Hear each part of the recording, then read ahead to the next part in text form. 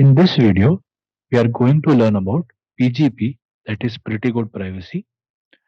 This algorithm is used for email security. It helps us achieve the following objectives. The first one is authentication. By authentication, we mean that the receiver should be able to verify the source of the message, the actual source of the message. Confidentiality, only the intended receiver should be able to read that actual message. So only the intended receiver or receivers should be able to decrypt that message. The third is integrity. Here, if the message is modified during the transmission, the receiver should be able to detect the modification. Okay. And if the modification is detected, then he should be rejecting or discarding that particular message. Obviously, this is an email security algorithm. That means this particular algorithm should be compatible with emails. And finally, we have a compression function, which is called a zipping algorithm. This compression function is used to reduce the size of the actual message. Fine. Our main focus will be on these three parameters as we are learning about security. That is authentication, confidentiality, and integrity. Now let us look at each of the particular objective and how do we achieve that objective in detail. Let us consider sender A wants to send this message. The first thing that the sender does is it hashes that message. If you don't know what is a hash or a hashing algorithm, please visit MD5 or SHA1 videos. After the hash is created, the hash of the message is passed through an encryption algorithm. Now you have to make sure that this encryption algorithm is a public key encryption algorithm. That is an asymmetric key encryption algorithm. So to encrypt this hash, we use the private key of A, the private key of sender A. So if you don't know what is a public key encryption algorithm, please review or check RSA algorithm. After it is encrypted with the private key of A, it is concatenated with the actual message. The encrypted or the cipher is concatenated with the actual message. And this particular message, the finally found message, is at the end passed through a zip function. What is a zip function? It is a compression function, data compression function. Finally, it is sent to the channel. The compressed encrypted hash is sent to the channel, and at the receiver side, the first thing that happens is decompression. Next, after decompression, the receiver has two things: the message and the encrypted hash of the message. How is that so? Because after decompression, we reach at this particular point.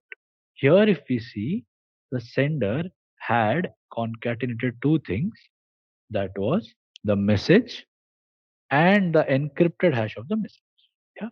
So that is the exact thing that the receiver recovers. Finally, what does the receiver do? He decrypts that message. He decrypts the encrypted hash message using the public key of A. Obviously, if the message was encrypted, if the hash was encrypted using private key of A, then it is to be decrypted by the public key of A. After decrypting, the next thing that it does is, using the message, he will create a new hash of that message and finally compare the two outputs. If the two hashes match with each other, that means nothing was modified during transmission. Yeah. So this entire model helps us achieve two things. One is authentication and the other is integrity. Now let me tell you how is that so. So for authentication, the receiver knows that the receiver knows that if I was able to generate a a positive hash, that is a comparable hash, using the public key of A, it means it was encrypted by the private key of A. Now, if private key of A was used, it means that sender A has only sent the data. Yeah, and this is how we achieve authentication. For integrity, how do we achieve integrity? If the two hashes match, that means no modification was done in the channel. If the two hashes do not match, that means there was some modification that happened in the channel and the receiver has to discard that message. This is how we achieve authentication and integrity. Let us assume that there is a sender A who wants to send this message. The first step that the sender A does is it passes the message through an compression function, that is a zip function. Next, he encrypts that compressed message using a symmetric key encryption algorithm. A symmetric key encryption algorithm. So the key that is used here, KS, is a symmetric key. If you don't know what is a symmetric key algorithm, the key used on both the sides, that is the sender and the receiver side, will be the same, that is KS. Next, he encrypts the key itself with the public key of B. He encrypts the key itself with the public key of B. So here we are using a public key cryptography system on the key. Please note, we are not using the public key cryptography system on the message, but we are using it on the key. The next thing that happens is the sender concatenates the encrypted compressed function with the encrypted key.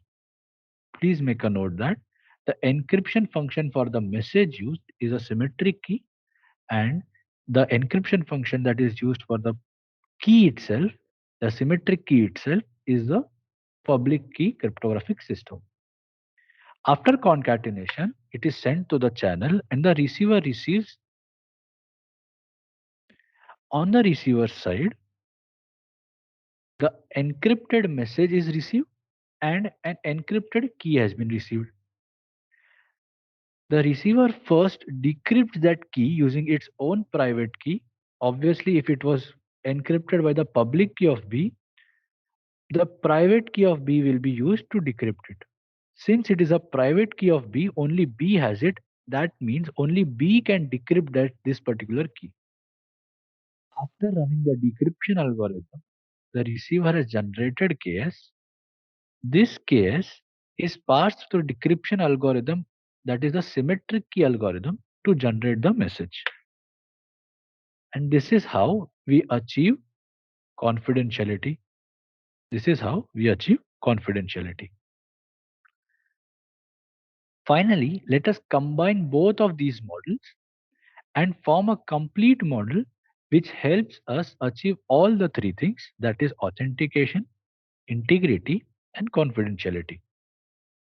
So again, let us assume sender A wants to send this message. The first thing that the sender does is it hashes the message. After hashing the message, it encrypts the message with the public key cryptographic system using its own private key and appends the message with the encrypted hash. Next, the resultant is compressed, passed through a symmetric key encryption system. The key used for the symmetric key encryption system is encoded or encrypted using the public key cryptographic system. Finally, the two outputs are concatenated together and sent to the channel. On receiving, what happens is the receiver has received the following things. That is, the first thing that the receiver receives is the encrypted compressed message. And the second thing he receives is the encrypted key. The key encrypted is first decrypted and the key is generated. The symmetric key is generated. After generating the symmetric key, he uses this symmetric key to decrypt the encrypted compressed message. Once the encrypted key is decrypted and the symmetric key is generated, next thing that the receiver does is he passes or uses this symmetric key to decrypt the encrypted compressed message. After decrypting the message, he passes it to a decompression function and produces the following things. The first is the message, and the second is the encrypted hash of the message. So currently on the sender side, we have reached the following step. So we are over here. Okay. Now, what does the receiver do? First, he decrypts the hashed message, the hash of the message, using public key of A, obviously, because private key of A was used for encryption. So for decryption, we'll use public key of A, and we will hash the message, or the receiver will hash the message and compare the two outputs. If the hashes match, that means authentication and integrity was achieved.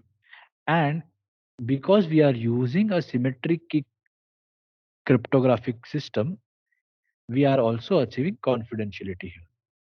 So we have combined the two models together and generated or achieved all the three objectives, that is authentication, confidentiality, and integrity in the PGP algorithm. I hope you understood what is taught today. If you have any comments or suggestion, please write it in the comment box, subscribe, and hit a like button. Thank you.